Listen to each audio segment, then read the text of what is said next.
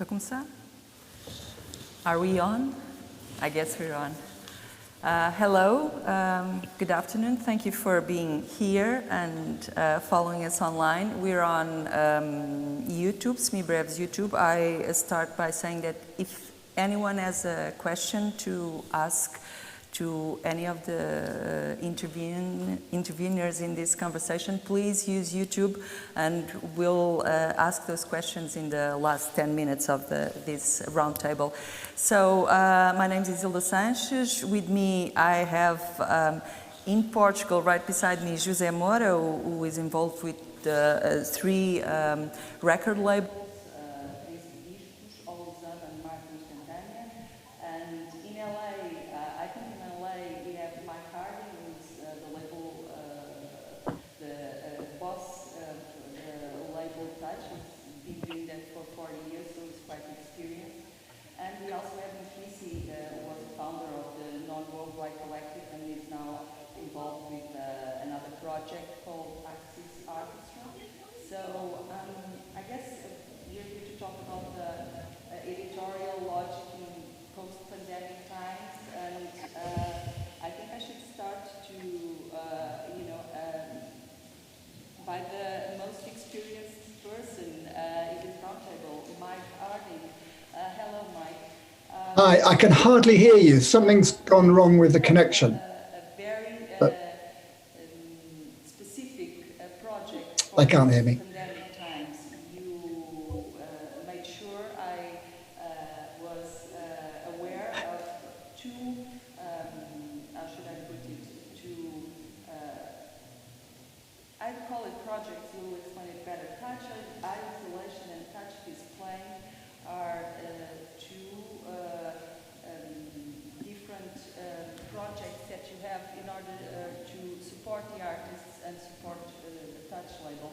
Could you please explain us a little bit about these two projects, well, Touch isolation and Touch displacing, and what's their objective in terms of, keeping alive the music and the artists that gravitate? I'm really sorry. I'm having terrible problems hearing you. Yeah, we've lost you on the... Yeah, and I quite have some feedback. So, okay. I'm changing my microphone, so I guess it will be much better or much easier for you to listen to what I'm saying now. Can you hear me now?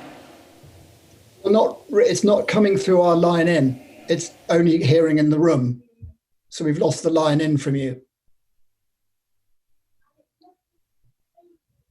Maybe we should, for a while, start with Zé, so we can, solve these problems.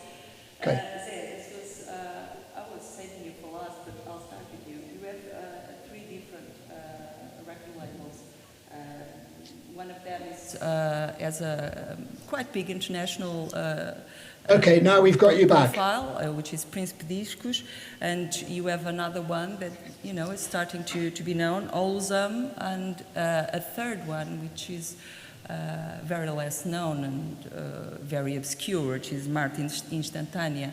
As a person who is involved with three different record labels, how do you see this era and this moment that we're going through, where artists can't play live, culture is probably, put it in second place because it's not something that we that gives us the food that we need every day or the eat that we need right now. Is it harder? These times are harder than they were like last year? Is it more difficult now? I wouldn't say it's harder. It's different for sure. And it can be harder if people have less money to spend on culture. That's going to be the big difference. In terms of running the label, in terms of the label's survival. Other than that, I think the main focus of the labels I'm involved in is to keep going with the focus on the artists, of course. It's from them that we get our projects and our continuation as labels.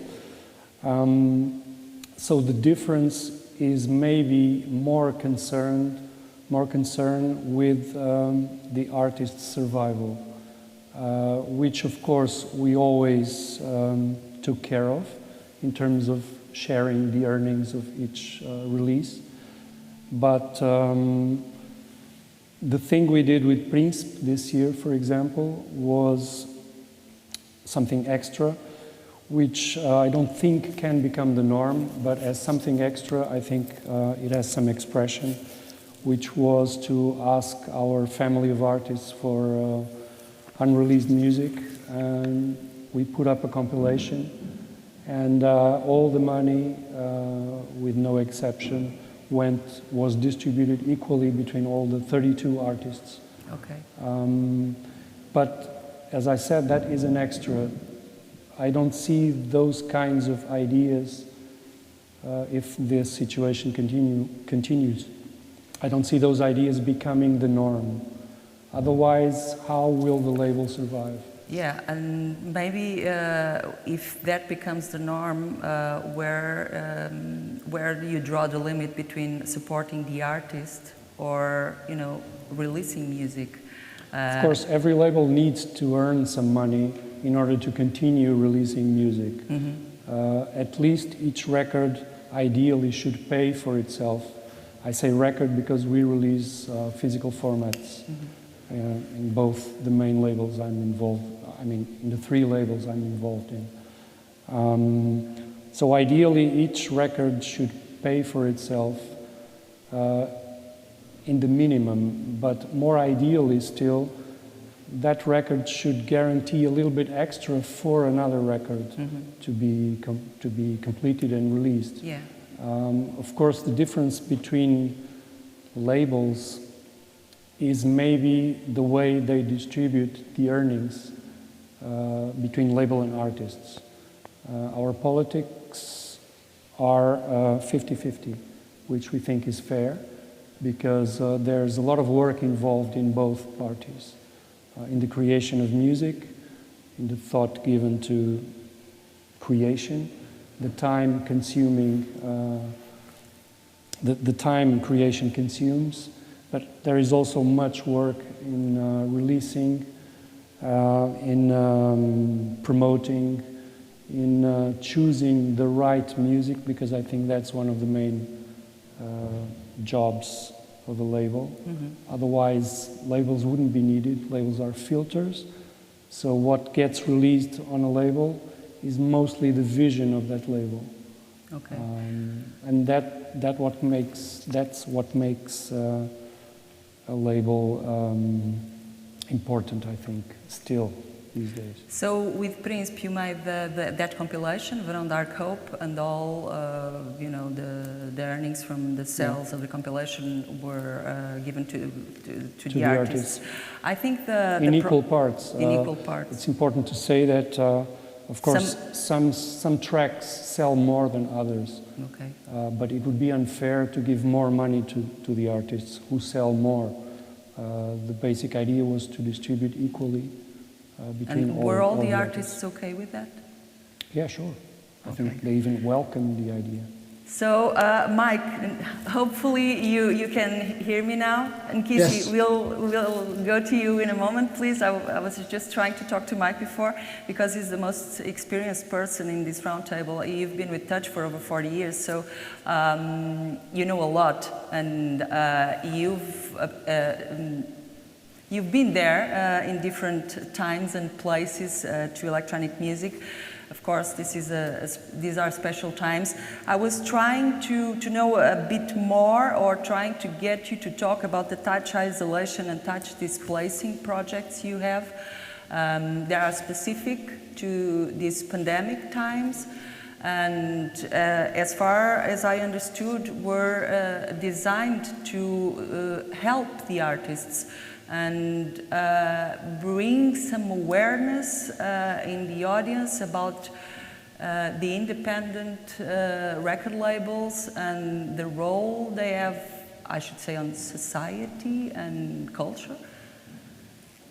Right. I just add, your first panelist, absolutely spot on. We work on a very similar model with exactly the same, if you like, political motives. So I don't really have anything to add to that, except there's one thing, one word you both used, which I would like to question, which is normal. Going forward, there is no such thing as normal anymore. All bets are off, all the rules are changing. So therefore, you have to respond to the situation that you've got in front of you with some limited vision, because you can't plan too far ahead because things are changing so fast. So what we did back in April, when the pandemic was relatively new in people's consciousness, they were adjusting to the new situation. And in the UK, certainly, we were starting to have our first serious lockdown. And the impact of that was not really fully played out or felt. So we were dealing with a situation where artists were often isolated and often couldn't go out to work, couldn't go out to do concerts, or couldn't function as they would like and choose to do. And that was the immediate thing that we were responding to. How can we help with that particular problem or set of problems? And then we framed it in the usual touch style, with this slightly with the title and with John's photography, which was him going on his daily exercise walk, which he was allowed in lockdown, and taking photographs of the environment around him on that walk every day. And we rolled it out extremely quickly, twice a week over 2 months. Same model as your panelists. Everything split equally between the artists. Didn't matter whether it was Sakamoto selling a lot. You couldn't buy them individually. It was the Bandcamp subscription method that we used. So then rolling forward, people were starting to adjust to the situation. It was, is lockdown happening? Can you travel? All these things were changing so fast for us. Not just the UK, but over Europe and the US and most places. And certain opportunities were opening, certain ones were closing down. So you had to think quite fast on your feet. Some artists were in serious trouble, some were managing. And it was how to embrace all of those in the same sort of collective ideal, if you like, and how to respond. And so the second approach, which is touch displacing, much longer form, much slower, once a month, much more considered, because people were either trapped where they were or were adjusting, had made big and serious adjustments to their lifestyles, which they were getting used to. So we were just really trying to help, if you like, and help ourselves, yes, because we needed to work and do something too, but really without the artists, as your panelist has highlighted, there aren't any labels. So that's a situation you have to deal with. But there's no normal going forward, for sure. And we're also all dancing around a certain gentleman in Sweden called Daniel Ek, who runs Spotify. And the big problem we've all got is the relationship between the pandemic and streaming, and the growth of streaming during lockdown because people can't see live concerts, and the fact that streaming doesn't pay. And that's a huge problem that we're all going to have to deal with. We'll go back to the streaming issue because it's really important. I'd like to get Nkisi on the talk as well. Hello, Nkisi. So you were involved, you were one of the founders of the Non-Worldwide Collective, and now you're involved with the Axis Arkestra. What are your thoughts on this post-pandemic, editorial logic? What are your thoughts on this subject? I guess for me, I can just talk from the position of, I guess, an artist that came from, making her living through excessive touring, and then basically coming to the point where, your main form of income is totally taken away, and So I guess for me personally, I had to go through also thinking about how my practice makes sense in the world we live in right now. So I guess like how Mike said, like this idea of being flexible, I think that has become very important for me. But I think a lot of kind of the, like the little problems, I guess, in this structure of the music industry kind of became a bit more amplified. And I think for an artist like me, I was really shocked about how I felt really not supported and how there was not really a way for me to even, imagine a future to continue being an artist. So then I guess in like an alchemical way, it became important for me to think about like, how can I take my agency back? How can I make sure that I know what's happening? And also how can I be a part of, maybe thinking differently about the music industry and how we work as musicians. So I think for me personally, it's been like maybe doing the opposite as the other panelists because you guys have labels, but for me it's been like basically understanding that I should just be a totally independent artist and that I just need to make sure that through the ways how I, think differently about my practice. Like obviously I'm not doing shows anymore, but then, okay, maybe I do a bit more remixes and maybe I do a bit more, like thinking more about other ways how people can, interact with music. Because for me, my work is also really important to understand that music is not only a form of entertainment, but it's also a way for us to communicate like knowledge, and definitely like knowledge that is not put in like a visibility. So it's kind of like our way through music from different contexts in the world. That's how we basically get in touch with a lot of invisible stories. Pick up on something that you just said, Nkisi. It's about you being an independent artist, and I would like to ask you, as an independent artist, if you think that these days, in 2020, no matter the pandemic, record labels are still important for artists. Yeah. I think definitely. But I think for me, it's just been more in a way, maybe, and that's why I'm obviously coming from a personal standpoint, because I can only talk for myself, is that it also comes from maybe a position where I just feel that, like certainly if I am focused on, doing the also like political dimension of my work, that sometimes, pandemic or not, that can clash with, capitalistic ideas of what, needs to be done with music and how music can move in the world. And that's been for me always kind of like the struggle, because, how can you, find balance between one thing, using your music as a way to express or like to transmit information, for me, especially ancestral downloads, and how can you find like an equilibrium with that, but also being in a situation where, capitalism is capitalism. So ways for things to make money needs to be done. And then it becomes like, okay, same things, but then now there's more amplified. Now we're all talking about, Black Lives Matter in, the music industry, but it's like, because of this specific situation of 2020, it has been amplified, but that is something that has been, I can talk about, my own experiences, but has been something that a lot of, from generations and generations, the music industry has also been built on, kind of the exploitation of certain type of people and their music, the idea that like a lot of genius artists have never seen even any royalties of their work. So it just becomes, this kind of weird vicious circle when you come to a point like 2020, pandemic, like Black Lives Matter, like everyone's asking questions about, who owns what, like Spotify. And it just becomes like, okay, as an artist, how can we just make sure that we're taking care of ourselves, So I think, again, it's totally from a personal position. I'm sure it doesn't apply to everyone. I think any of us can only speak from a personal point of view.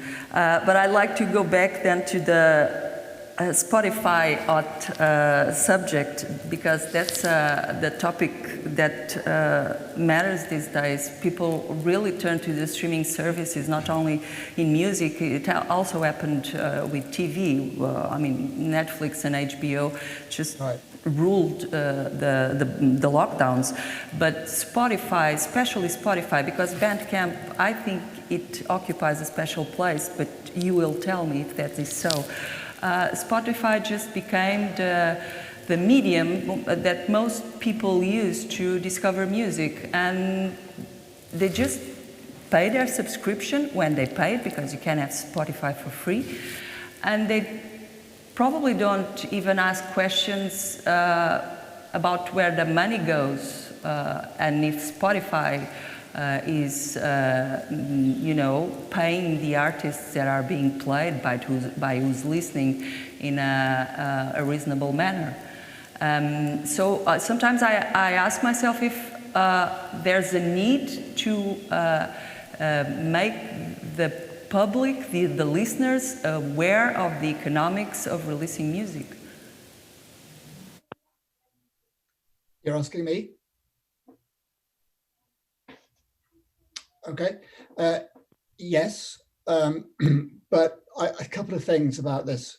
It isn't just Spotify. I mean, YouTube is a seriously powerful platform for discovering new music. Spotify, I think, is more like a library? And there is so much material available now, you can't possibly listen to everything in your own lifetime. And I think that the guys who own these streaming platforms, they know that. And so they know that if no new music comes online, or little or less new music comes online, they don't really have a problem, because they can still feed the voracious beast, the public. And that is a big problem. It's changed so much.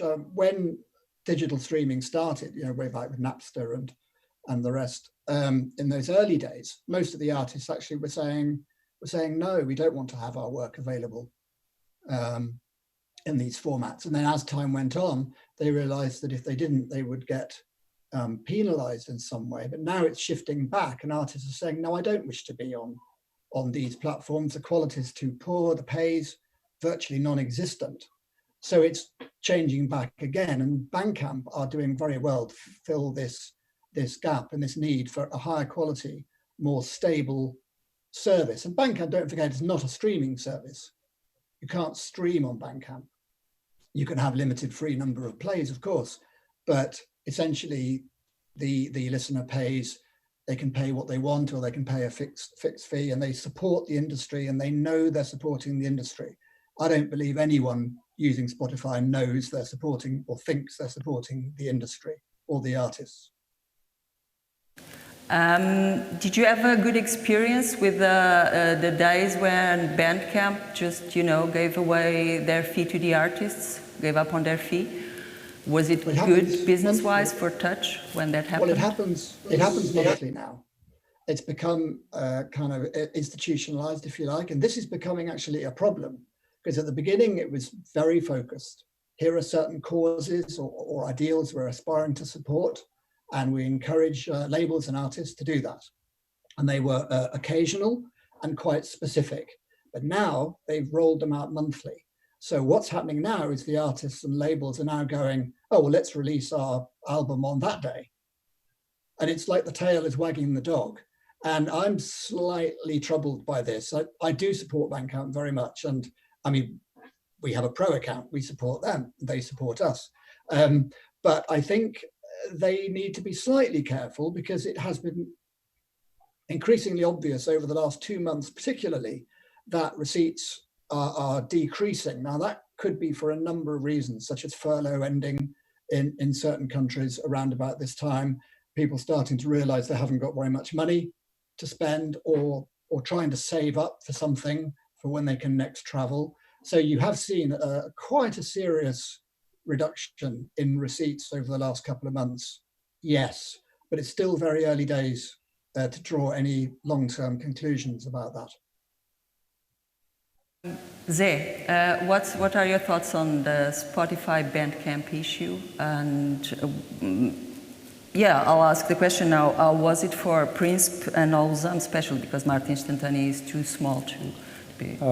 Well, for the dimension of these labels I co-run, Spotify is mainly a tool to get the music heard by more people. It's not really about the earnings, because, as Mike said, those are ridiculous for our size. I mean, maybe for very big labels and very big artists, it may amount to something, but not in our case. So in our case, it's mainly a tool for getting the music out to more people. In the case of Príncipe, for example, it's really a way of even connecting with the way the artists themselves, specifically Príncipe artists, listen to music, which is in a more casual way than, for example, I listen. I don't use Spotify. I can say I used Spotify as a scouting tool for my only release so far on Martin Instantânea. I was scouting for music there, and I only used the free version. I didn't feel the need to pay for Maybe you the should full explain version. a little bit more about that scouting for, because you released a record with stuff that was already. Well, mainly I was working with an artist who told me I have everything on Spotify. So I just went there. Of course, I'm talking about tons of music. He wouldn't send me tons of music. It wouldn't Hundreds of tracks. make sense. So I just, okay, let's do it. I just went on Spotify and just browsed through his dozens of releases. I mean, releases, if you want to call them releases, or maybe Creations. virtual albums. And that was a scouting tool. I selected tracks from those various albums and made a new album out of those. So for me, it was a scouting tool. I don't feel connected to that way of listening to music. And like I said, as a label co-owner and co-manager, we don't feel it amounts to anything special in terms of earnings so far. It's different with Bandcamp, and especially now that we are talking about post-pandemic logic. As Mike was saying, in the early days of Bandcamp waiving their fee, the first maybe 3 times they did that, the first 3 months, it worked really well. It was a real boost in sales on Bandcamp. I think people were conscious during lockdown that people who were into music, they were conscious that there was a need to support the artists and the labels. And I think it's a strong idea, people supporting directly the artists. It's a strong idea for people. I think they can really connect with that. And so it worked really well. But now, as Mike was saying, it became sort of banal. And we kind of joke about it, although it's not very funny. It became a bit like Record Store Day for shops. Yeah. Also for labels. Of course, Record Store Day lives of releases, special releases that are supposedly appealing to the public, to the consumers who buy music in physical formats. So I would say Spotify is not really an issue to us economically. Bandcamp is, but is starting to be less relevant in those zero fee days than it was during the first 3 times they did that. Anyway, I think it's still the main global tool that labels have, much more than websites, than label websites, to get the music out and to get the music available for people to buy, which in the end is the one thing that supports a label and the artists, people buying the works, the releases. Okay. Nkisi, now to you. What are your feelings on Spotify and Bandcamp? Yeah, I guess pretty similar as what the other panelists have said. But I guess for me personally, like similar, it was very helpful and very amazing, like all the support I got like in the beginning with the Bandcamp days. And then it was beautiful when Bandcamp decided, when it was the Black Lives Matter movement, after the George Floyd that they decided to donate everything to the like bail funds. And then that's also when I kind of, because I was really obsessed about, you know, obviously I'm always upset about what's happening in the world, but I was very upset about that, or that kind of amplified everything. So I kind of found all this really old music I had from like 2013, and when I was making a specific type of music as kind of a protest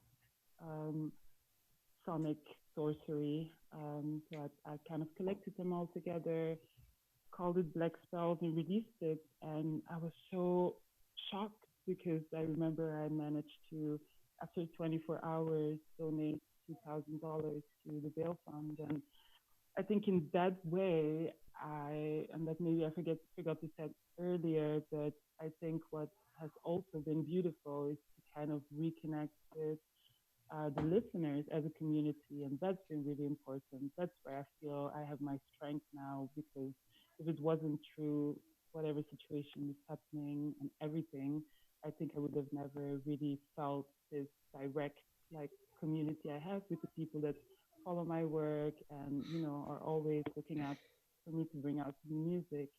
So I guess in that way, it's also this like, you know, because I guess community is being generous, but also being open to receive generosity. So I feel like in that way, I'm very like happy to have found this like music community like that. So that's why for me, these platforms, even if, you know, on a money sense, it's like difficult to fully 100%, you know, support them. But then in the other, maybe more spiritual sense of connecting with the listeners and with, you know, people from the other side of the world that would be listening to my music, for me, that is also been very important to, you know, to have the music on Bandcamp, to have the music on Spotify, because that's how I can connect with people at the other side of the world that maybe would have never, you know, get in contact with the music. So it's just very complex, I think. The whole situation is just about, you know, we always have to ask questions and kind of figure out what can be the best way. But yeah, I think we do what we can do. That's a really powerful story. Thank you. That's really encouraging for us all to hear, I think. Oh, thank you.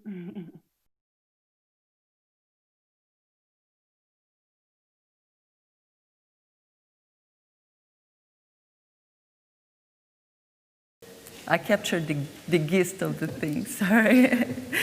So I'd like to pick up on that community that Nkisi was talking about. And of course, the sense of community these days, I think each one of us has built up their own sense of placement in a community, and we all feel or should feel more engaged with something. As far as record labels are concerned, of course, I suppose these days there's a sort of doubt between what's most important now, helping the artists or the artists that are already there in the record label and they are already known, and because they need the money, they have to survive. They don't have, talking about club music, clubs are closed, talking about other more abstract types of electronic music. You know, these days with social distancing and all that stuff, things are quite harder. But what's more important, to help the artists that are already in the system, or to release music from from new artists? And how to get in touch with new artists these days, and, you know, make a sure bet on them, because they are unknown to the public, and the public these days is probably more interested in you know, listening to what they already know and not going out and listening for new stuff. I don't know. Mike, maybe we could start by you. What's more important, to help the artists that are already in the system, or to go out and search for new music? That's a really interesting question. And what we do is we use the first to help the second. So we use the fact that Chris Watson, Fenez are pretty well known. They're considered to be leaders in their field.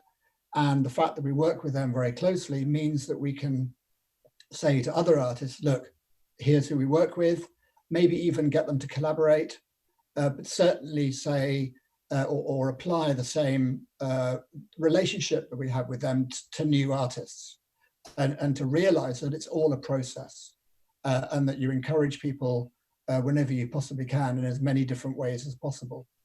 Now, the challenge of new music is we get inundated with Spotify links and SoundCloud links, and that's really difficult for us to process, and also pays no attention to the quality of the audio file, which is super important to us. I don't want to hear MP3s. I don't want to hear. So if you're sending in a file, send in a link to a WAV file with good quality audio, and to understand and appreciate the importance of that. But really, you find new artists by listening to the artists who you already work with. And you have a collective pool of information there from all over the world saying, oh, I came across this person.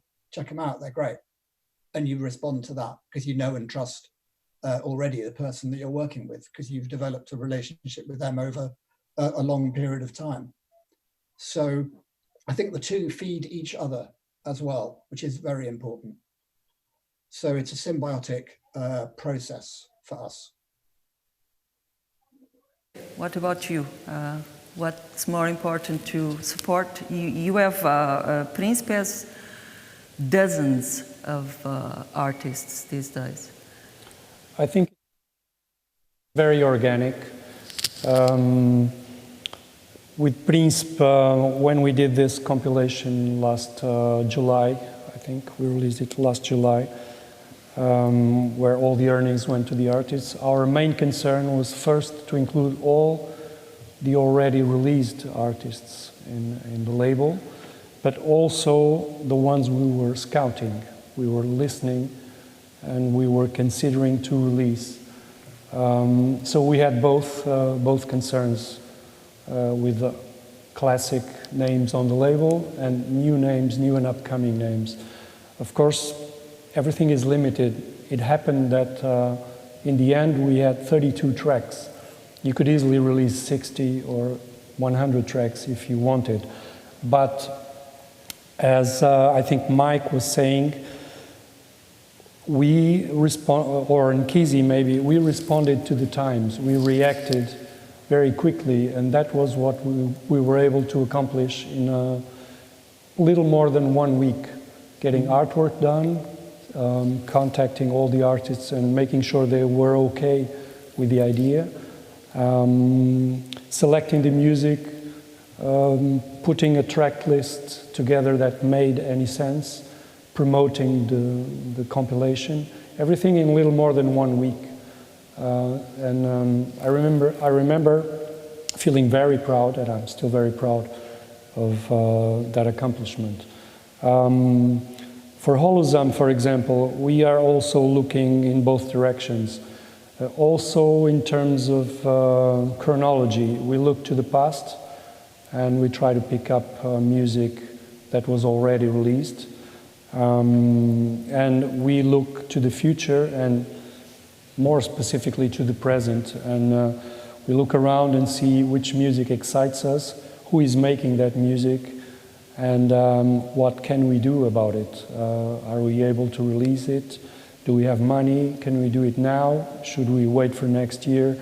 And that's one consideration that these pandemic times have increased the timing, the schedule of a label.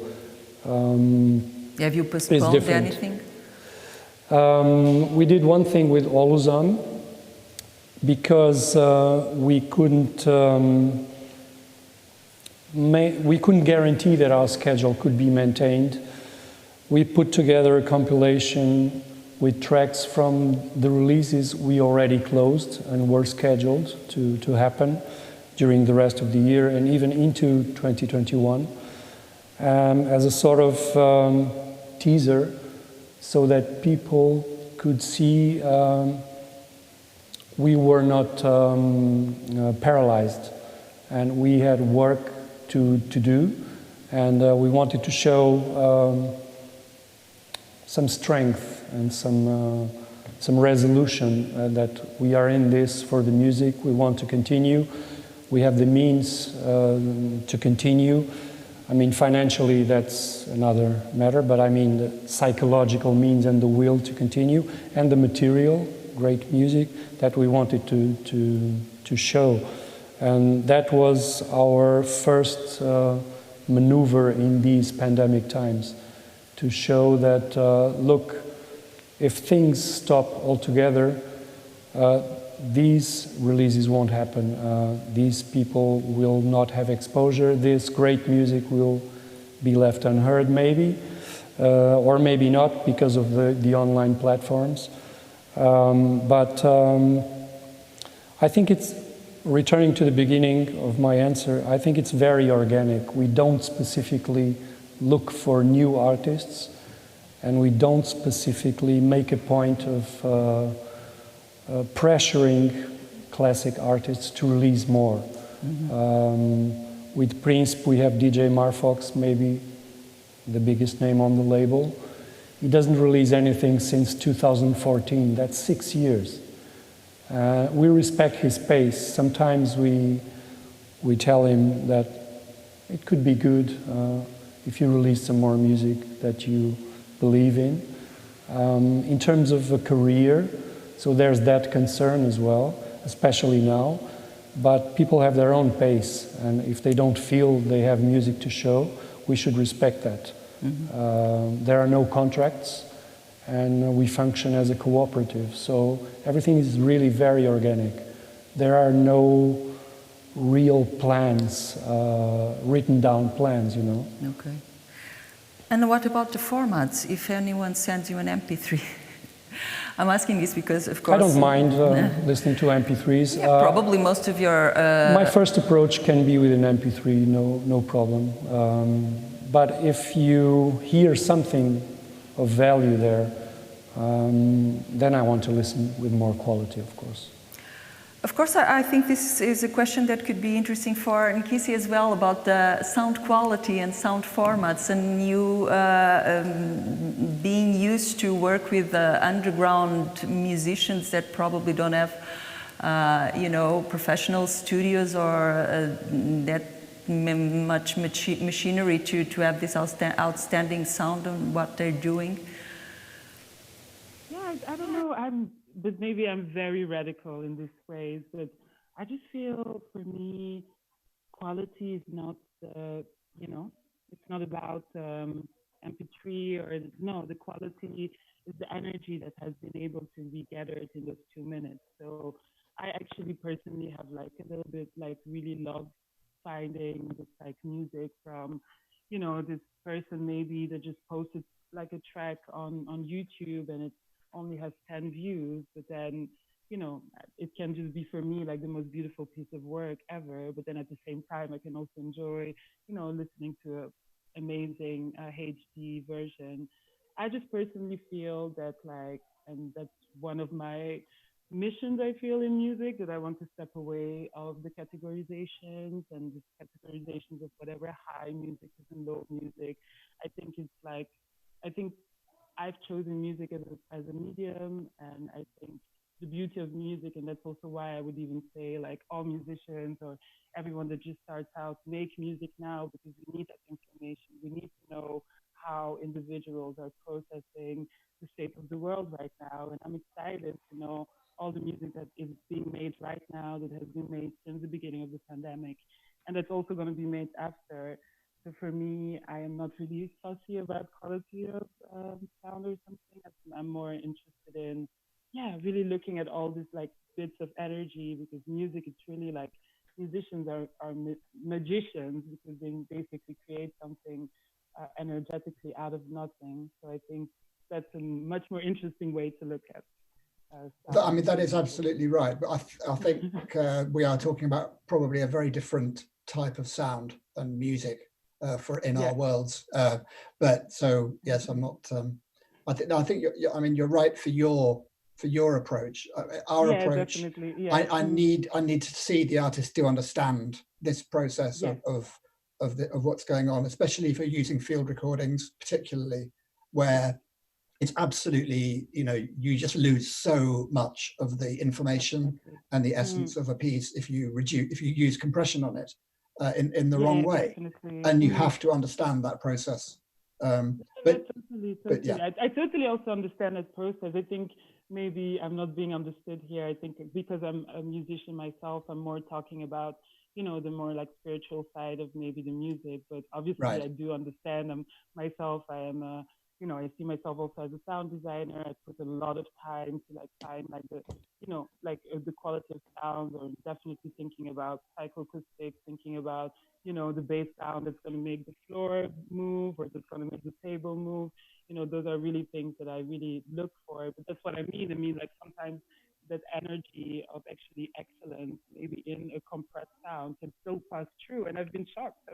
To hearing literally like the smallest MP3 quality, but then just being able to be like, okay, this sound has just moved the whole room. How is this even possible? So I think that's why I'm talking about the magic of music, that it's possible to basically transcend. Yeah, absolutely.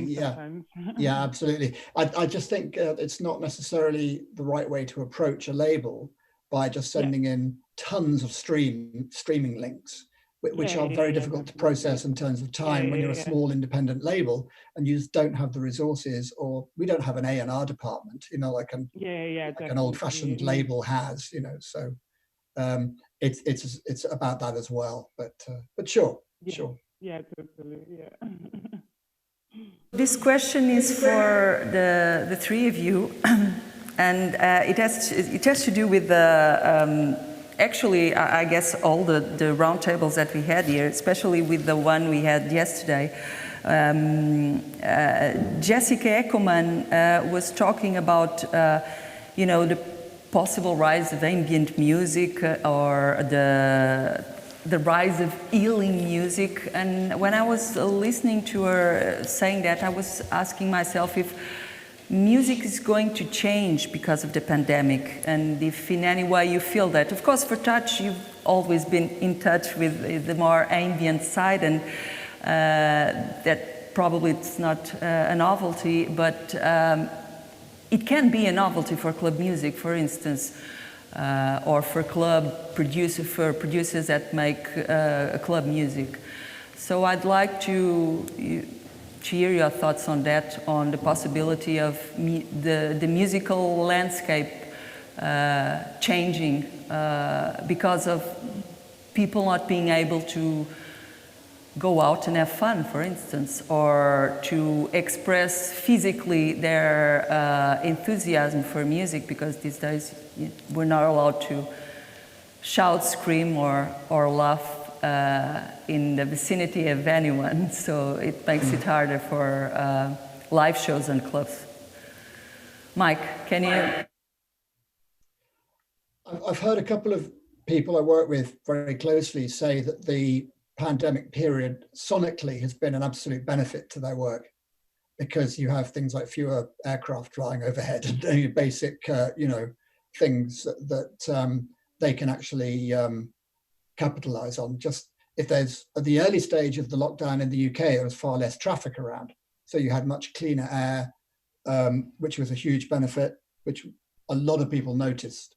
The sunlight seemed more direct, more clear, more straight in a way, but also the sonic environment changed, and there was a huge amount of work documenting this and using this for the individual artists' compositions as well. So there was a response, an immediate response to the changing sonic environment of lockdown. Whether this plays out in a longer term, when flights come back, if flights come back to the same scale that they were before, if traffic comes back to the same level it was before, remains to be seen. So it's a really interesting question. I don't have I'll have to think about it. I think, especially this question being related to club music, for instance. You're definitely asking the wrong person.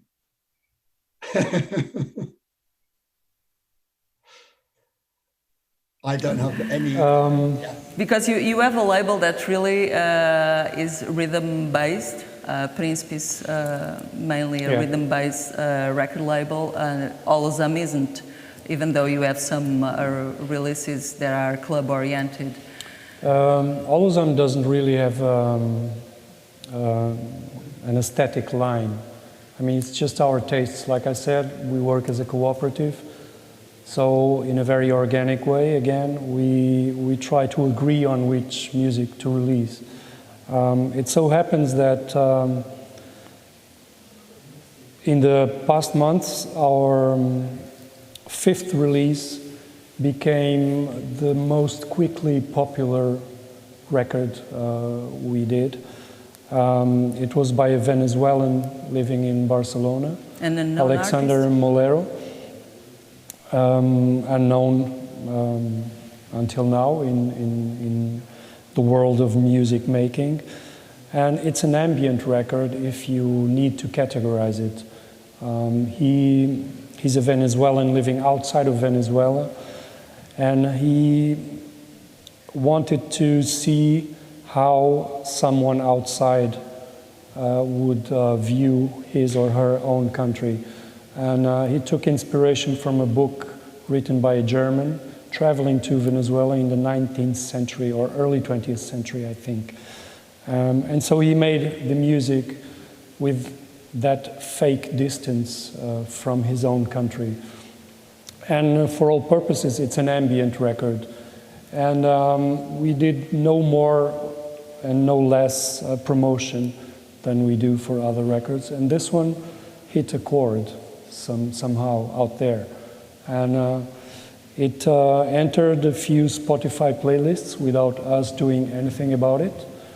And word just spread. And it's an ambient record, so it leads me to think that maybe, yes, people are now a bit more receptive to, let's say, non-rhythmic music, non-beat-oriented music.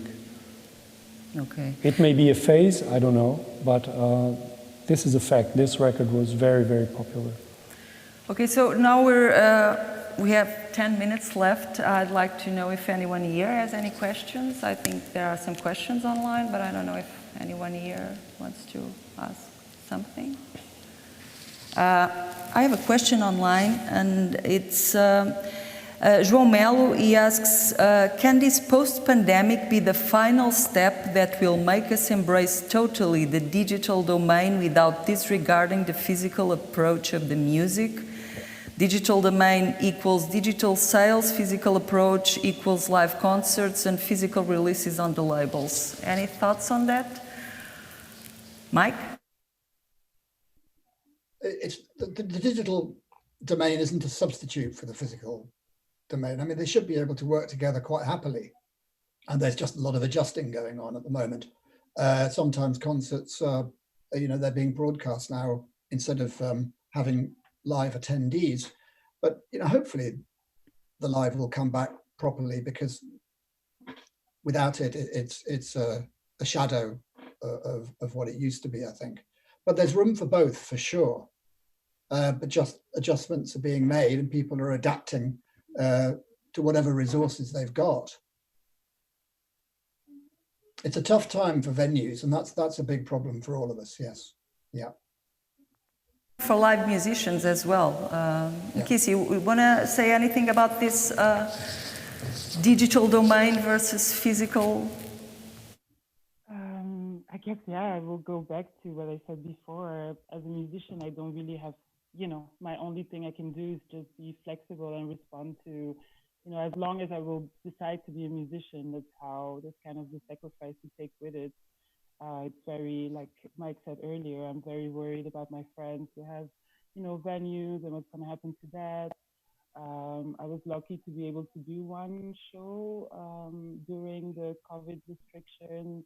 Everyone was social distance, sitting down, wearing masks. It was beautiful. I was very happy to be able to do live music, and that also confirmed again the importance also of that in my practice. So it's just this thing of like, yeah, we also need to, it's weird to think about, being an artist and not being able to do live shows because so much energy we get from that too. So yeah, I think for me, I cannot really, because I can also not really look at music from like a business standpoint because I'm so much in it. But yeah, I think it's just for me, and I'm also sending solidarity to all the other artists. That yeah, we just need to be flexible and figure out what we can do, and yeah. Zé, this is a particularly interesting question for you because you have a record store. And how do you feel about this digital domain versus physical? Well, digital is supposedly permanent. So in terms of earning a living for the artists and also the labels, it's always out there. It's always available to buy. Whereas physical editions are more and more limited. It's now considered normal to release 500 records, which would be an extremely limited edition in the 90s, let's say. So when those 500 records are sold, it stops there. And the same record in digital format can go on selling virtually forever while digital platforms exist. I'm a fan of the physical format, and I don't see the orientation of any of the labels I'm involved in change because of the pandemic, at least for now. If you take out the pandemic, conditions are more or less the same in terms of the editorial market. So I feel a strong connection, and all of us in my labels, let's say, feel strongly connected to the physical format. And that goes back to the artist because speaking for me personally, when I buy a physical format, I feel especially connected to the artist who created that work. I don't feel that almost at all with a digital version of the music. I'm not against digital in any way. I just don't feel the same enthusiasm. And it's not really about possession. It's more about a link you have with the creator and with the creation, something that binds you both, or more people if we're talking about a group, for example. So speaking for the labels, I don't see the pandemic changing that. However, in realistic terms, what the pandemic can change is cause more record shops to close. And then where will you sell physical records? Online sales are okay, but very limited. And it's a physical product that I still believe should be displayed in a physical place where people can go and interact, not only with the shop staff, but with each other, and possibly experience a model which became more or less current, which is to have DJ sets or small live concerts in shops. That can really change with the pandemic if more shops close and more of the physical side of this huge network begins to shut down. Then, of course, labels will be severely affected. Labels which still believe in a physical product. Can I add something? I don't know if you have any final thoughts on this post-pandemic editorial logic. Mike, you want to share? Yeah, can I just add, there's one big problem that we're not talking about, and that is the fact that vinyl is fossil fuel, that CDs are made of precious metals and cassettes are made of plastic. we are in one of the least green industries that I know of. And we do have to face up to this fact, and we're not. And this is, I think this conversation needs to be had. I think it's super important, and very, very few people are talking about it. There's more and more stuff being written about this in academic worlds. A guy called Jacob Smith at the University of Northwestern University in Chicago, for example, is a leader in this. And I think we've got to face up to this fact somehow. And there's a pressing plant in Belgium which are using recycled plastic. But these are small steps towards what is going to be a huge problem for our industry coming up. That problem also happens in the digital world, and we're not talking about that either, because of the batteries and all the chemicals and everything that goes into computers and to mobile phones. And energy so used I don't think drives. how culture can be green when we are changing to the digital world, because the digital world is not green, is it? No, huge pressures whichever way you look. And we have to be very creative and inventive about in our response, for sure. Any final thoughts on this? Something distorted or something happened. Hear me. And Nkisi, we're about to end. I don't know if you have any final thoughts. We're just talking about the non-ecological side of music, either in the physical format or in the digital format, because of the batteries of the computers and mobile phones, for instance.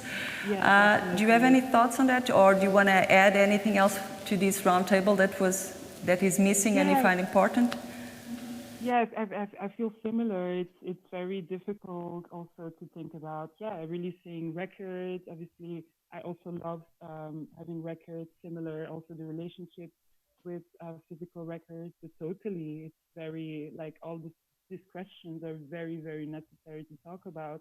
And also exactly what you responded on that, also the other side of the digital world and what that means, the connection with the digital world, and like the primary resources and the wars in Congo. Like, it's all these things that we really, really need to start really looking at everything, because sometimes that's the problem with thinking, certain things, is that sometimes there's a form of hypocrisy that goes to giving more light to certain ideas. So I think, and that's also why I even decided to do electronic music, because I think there is really an opportunity to really, in this community of electronic musicians and the whole industry, to really, really think about that. Because, to be honest, electronic music has always been a way to predict the future and to think about, building a new world. So maybe that means, we need to think about how we can just like turn it around, and how we can maybe think about a new form of doing music, selling music, and enjoying it. Very inspiring. Zé, anything else you want to add to this conversation? Well, I think the green issue is, of course, very important, but what can I say? I like having the labels. I like being connected with the artists. I like that my personality is enriched when I release some music by someone who I like a lot, or at least the music I like a lot. And so I don't have any answer to that. I can only say that while the physical format is still considered relevant, there are, of course, ways to diminish the impact. And I think that could already be done. For example, with my third and least known label, Marte Instantânea, I released one CD only so far, and the case was recycled. The case was serving another purpose before, and I just bought a bunch of used plastic cases and reused it for this new release. I didn't even use paper. It was screen printed on the plastic case, back and front. And so that was a way of diminishing the impact. Of course, it doesn't save the world also with cellophane and plastic wrapping on records. I think it's a matter also of education of the public, of the consumers. People still like a lot that the records are completely sealed and unopened, and that's considered of much value. And I think that has also to change a bit. You're talking about the cellophane that wraps yeah, up the plastic wrapping of the records. They come from the plant like that, and that's an issue with the consumers, especially in the second-hand market, which is huge in these days. If the records are sealed, they of course are worth much more. There's also another more offbeat thing you can do, which we did with original copies of a record we had access to. We had original copies of 1988 LP, but we didn't have the sleeve. So we kind of reissued in a new package the records that were already there. Of course, this is an absolute exception. It's not the rule for any label, but it was also a response to these times, finding new solutions to continue as a label. We did this on Holuzam, just 40 copies. I mean, we have to be creative, as they said, my colleague panelists. We have to be creative. No one really knows what to do. I think we have to be responsive to the situation and to keep our vision more or less intact. Okay. Mike Harding, Nkisi, José Moura, thank you very much for being with us for this over an hour of, you know, talking about music and the post-pandemic editorial logic. If, you know, we should be able to predict the future, it would be much nicer and easier, but unfortunately it isn't. But it's good to know that the three of you have projects and keep on doing what you believe in, and I think that's the most important, even though there's a possibility that consumers are not that aware of the importance of what you're doing and how can it be important in these pandemic times.